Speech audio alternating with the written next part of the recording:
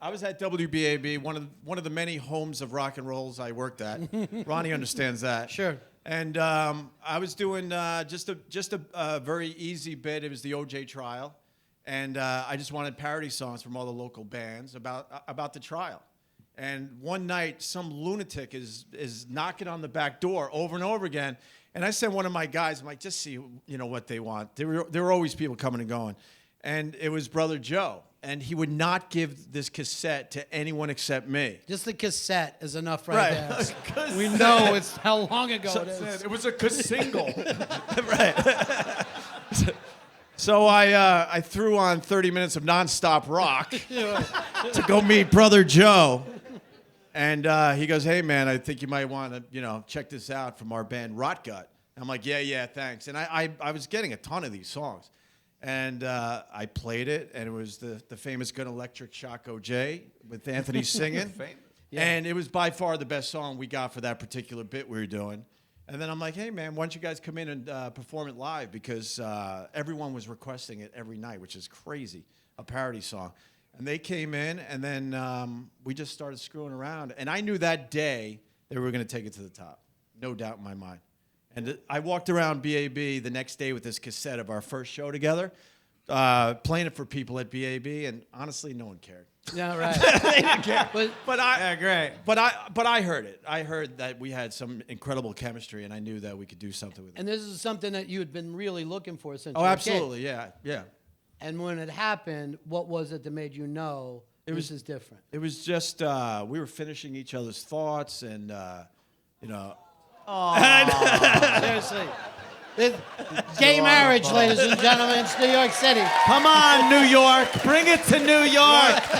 Come on, girls. Yeah. You know what? I kind of deserved that. You're right. I did.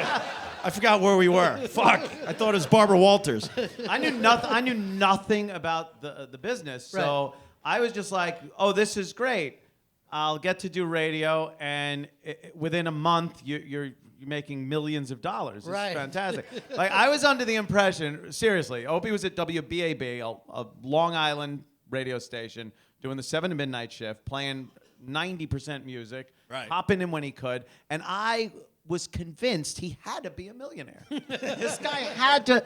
So he invites me over after we had, done the show a few times. Invites me over to his house. He's like, "Oh, I got a place in Northport, which is a very nice place in Long Island." So I'm like, "This is good. It's gonna be like pulling up to Billy Joel's house."